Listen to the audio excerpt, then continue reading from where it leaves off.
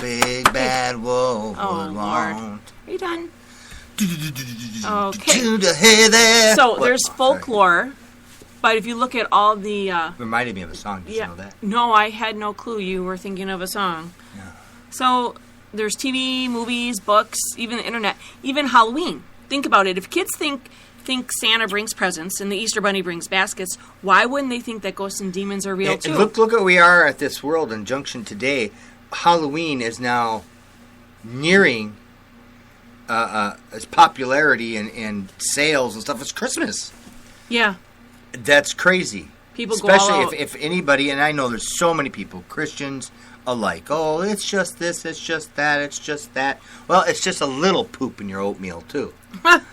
So what's just one little turd inside of a great big bowl of oatmeal? It's like you keep practicing this stuff. I'm going to get off subject because we're going to get this way in Halloween, October. We'll talk about this stuff, but we never kept our kids from having fun, but we didn't let them participate in any of that dark stuff. We took them usually. We took them to a little indoor amusement park. Yeah. On Halloween. Yeah. When everybody else was trick or treating. And taking because their there's chances. So much dark stuff. We bought our own candy from the store. We gave them all bags of candy, so they got the candy. They had more fun than they would have walking around the block. Cause you don't want to tell the whole story. Oh, I'm telling the whole story. I'm telling it right now. No. Oh, man, God, you're okay. I'm all right. You go on your tangents. Well, what happens is kids... I need some deep breaths kids are just, innocently getting candy, and then you've got, Joe down the street who wants to outdo Bob, and he makes his whole thing look like there was a thing down the street where they had, babies' heads chopped off or something. Yeah. I don't want my kids to see that. Oh, isn't that nice? Look how gross that is. So that's beautiful. Why kids are okay with dark stuff now because they're seeing it everywhere. It's everywhere. So if we say it's okay, they're like, oh, well, yeah, it is. So, yeah. But we have to be careful. I jumped out of the casket right by my front door, and I scared the crap out of this 4-year-old. He ran crying to his mom. It was great. Really? We have to be careful. Why do we want to do this to society? What is wrong with people? Whenever you show your kids or let them see and hear what we tell them, we have to be 100% open and honest with them. You can play down a little bit, but if we have to let them know that spirits are real and demons are real. Demons. But you can't go and tell your kids, oh, but that's, so-and-so's ghost, and it's okay, because you don't know that. You got to be careful. And just like, if you hear a tap on the wall, don't tell them it's a demon either. You got to be real careful in what you tell your kids. But don't lie to them either. You don't need to freak them out, but you got to be real with them, too. Yeah. So there's some I always like to sit them down and just, now, son, you know that's a demon. Yeah, son, I know your friend's spinning his head around, but we don't do that here. Go ahead. Sometimes we do. There's characteristics of kids that are having paranormal issues. A lot of them are the sleep disorders, the night terrors, seeing shadows, not necessarily the monsters under the bed or the boogeyman in the closet stuff, but if they say they are seeing dark shadows continually, that's an issue. Red Rob. Talking to invisible people. Red Rob. And I don't mean imaginary. Red Rob. What? I don't mean imaginary friends, but which also can be, but not every imaginary friend is a spirit either. So. But when you have kids with night terrors and they start getting sick, bruises, scratches, headaches, that's when you start to wonder what's really going on. If your kid has a real elaborate imagination, or they give detailed stories with accurate facts, like stuff that they shouldn't know about past or history or people, that's also that was me. I knew a lot of stuff about people I shouldn't have known, and I don't know how I knew. If they start asking you odd questions about the past or history, ghosts, scary things, if they start getting really into that stuff, there's got to be a reason. And all of this in conjunction with haunting-like activity. So and it doesn't have to be, but if you got 2 of those things going on, look out. Yeah. There's one thing about being scared of the boogeyman in the closet, because I think most of us had one of those. Yeah. There's another thing when there are details, like you were saying. Yeah. Knowing specific things. Smells or scratches or showing up on them in places. It's like you couldn't have scratched yourself back there. And let's say you've got one kid who is seeing a spirit and it's not harmful, it's no big deal, whatever. Okay, that's one thing. And then you've got another kid who's saying, oh, it's missing an eye or it's got red eyes or it's bleeding, and that's demonic. But here's the thing: is a lot of people say, "Oh, well, she just is seeing a spirit that died here, or whatever." Okay, fine. Don't talk to it. Don't bring it up anymore because we don't know if that is demonic pretending. That's right. And then that it's Come an open as door. an angel of light. You never know. Yeah, you got to be careful. So just stay away from it all. Don't talk to it. So there's this psychiatric human development study that was done, and the study found that children with nighttime fears demonstrated more fantasy reality confusion. But I'm wondering what they're considering fantasy and reality confusion. I mean, are they saying that ghosts and demons and stuff like that are fantasy? Because we're talking about medical doctors. Yes, medical doctors. And My they have to do favorite. with the mind, but not to do with the spirit. Yes. So you can't always listen to what they say either. You got to just take everything and sort of, filter it out. So if you discern what's going on with your kids, let's go over some signs. Sign everywhere, a sign, breaking my spirit, breaking my mind. I wonder if everybody thinks we do karaoke or something, because you're really good at it. No, I just, This is your karaoke. I have an issue, that's all. I have an issue. It's like Tourette, but it's like singing. It's singing Tourette's. It's very similar. I like it, though. Okay, so if you've got a child that's one, even, under one, could be like, 6, 7, Right. 8, 9 months to That's 4 under years. one. Yeah, right, under 1 to 4 years old. If they seem to follow invisible objects with their eyes, Oh, yeah. photos taken of the child, and then there's like weird things in it, light and dark shadows, orbs. And I'm not talking about dust because you haven't vacuumed, not that stuff. I'm not an orb lover, so. But you're starting to see weird things in all the pictures. If your child tells you that they're seeing someone that appears to them, night terrors again. If you're experiencing haunting activity in your home surrounding your child. If they start walking backwards up the wall, you need to call. Okay? That's not normal.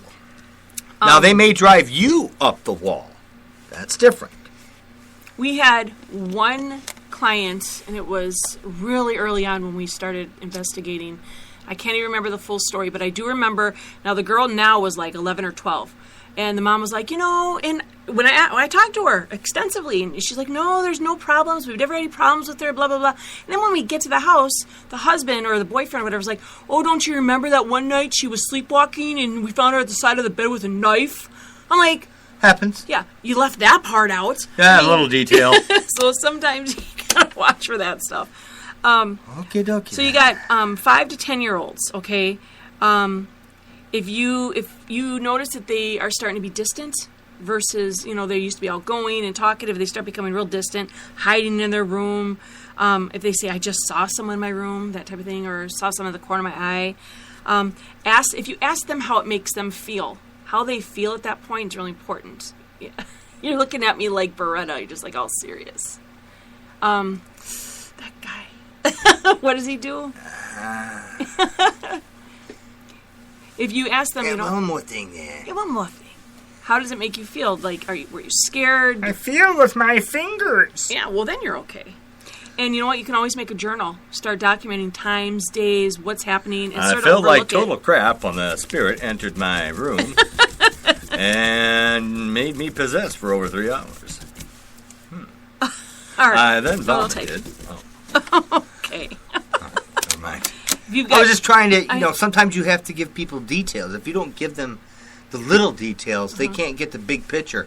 And so I'm that guy that's providing all the little pictures. You think you're just going to give somebody a big puzzle piece. So that's not the way I'm the guy who's giving them the edges. Okay. Okay? So they get the framework. You can get edges. Edgy. Yeah. Living on the edge. Yeah. I know a song. Oh, I know. That's okay. Don't bust out in song. Okay. I just saw this picture, and it said, wouldn't life be even better if people just started randomly busting out in song and dance? I'm like, yeah, it is, because my husband does it all the time. So, now, what we were talking about earlier, the teen and the tween years, okay? That's the heavy time. It is, because you got hormonal changes. Yep. Kids in general are magnets. They're open to learning, experiencing things. And since they haven't had, all kids, because they haven't had the experience in life and have the doubt that grown-ups have, or have had enough experience to say, well, yeah, I've heard of this before and I've heard of that before, and we know that that's probably, something we shouldn't do.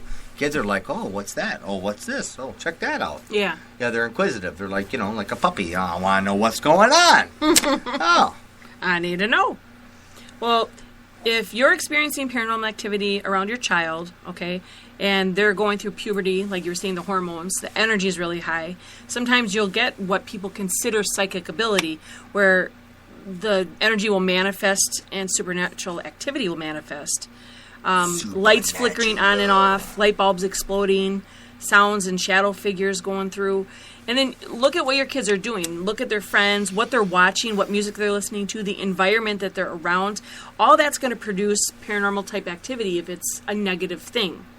So what we've always tried to do was during that time, the kids will start feeling drained and having like bad dreams or really odd, bizarre dreams. And then they wake up and they like are sure that it happened. So you got to keep your kids busy. Yeah, oh, I like that. Keeping the kids busy. With ain't chores. the fence. Wax on, wax off. Well, spirits will use up your kids' energy in order to interact with them and your surroundings. So if you can keep your kids' energy away from that stuff, So, now, here's our advice. Whether, believer or not, get them in an active church. Now, before people are like, well, I'm not a Christian, just hear us out. Church has, if you get to the right church, that's the problem. Because I'm not talking about, joining a religion and, but if you get it, churches have a lot of spiritual activity. And if your kids are heightened at that time, you want them to be around positive energy because that's going to drown out all the negative stuff. So I'm not telling you to, cut chickens' heads off at midnight and start going, no, get involved with a really good church and something positive. That'll drown out the bad stuff. So. No, you want to keep your kids active. I mean, I think society, now it seems to be this special thing for everybody to say, oh, I got my kid involved in a nice church activity or a nice, help group or doing some thing around town. And now it's special. There was back in the day, it was like, no, that's what kids do. They're supposed to do this. They're supposed to go here. Yeah, they're being supposed a to help positive, out here. sure. And now it's this huge option. It's like, no, that should have been the first thing. Yeah. And says, oh, my kid, he just watches TV and plays video games. And what choice did you give him? Yeah, you got to push them into doing good stuff. I don't want to force my child to do anything. Well, if you don't show them options and choices, they won't have any. Yeah. You're not forcing them. And besides, I think people need to remember, they're children. They must be guided. Oh, good point. And it's like when you have your kid, they don't want to eat it because it doesn't look good, and you force it to them. Like Corey just had banana peppers for the first time. He doesn't like peppers. And I'm like, just try it. I think you're going to like it because banana peppers are even better. I forced him to try it. Guess what? Loved them. In fact, he was eating like 5 of them at a time. So, you got to force your kid to do things and sort of like... you going to eat it now or you going to eat it tomorrow, but you're going to eat it. I'll tell you that. Well, another thing that you can do... Keep them busy with positive physical activities such as cleaning up the backyard, raking, hoeing, all the things that you want done. Wash and wax the car, clean the driveway, wash the gutters down, power wash the house, the windows, vacuuming. We are talking the dishes, the dishwasher, whatever you seem fit necessary. Clean the garage, organize the basement. Because the more they do, the less we do. That's right. Or you can get involved in sports. I was going to say that, but cleaning's good too. So, I don't know how old you guys are, but we're in our 40s. So maybe you are. I'm 26. Went over that last week. Oh, Lord. But we are now seeing the forming and significant rise of ADD, which is... that didn't exist. No. Attention deficit disorder. Yeah. ADHD, which is attention deficit hyperactive disorder. OCD, which is obsessive compulsive disorder. And autism. Now... when we were kids, no such thing. And if there was like 1 or 2 cases, and that was because it was bad parenting or bad food or something. We could go on this little whole category for months. But it's a spiritual thing. Because now, spiritually speaking, the last generation is here of kids. We're entering the end days here, guys. Bible believing and following and watch what's going on in this world. Biblical things, and we're talking, and just a little off tangent, just a tiny bit. I got to do this. Okay. It doesn't really matter almost what you believe, whether you're a Christian or Buddhist. No matter, most religions believe these are the end days. And that's why you're seeing such a movement in the Muslim world, because they believe, hey, their time's coming and they got things they got to get done. You see Israel's calling back Israelis saying, you need to come home because they're waiting for the first coming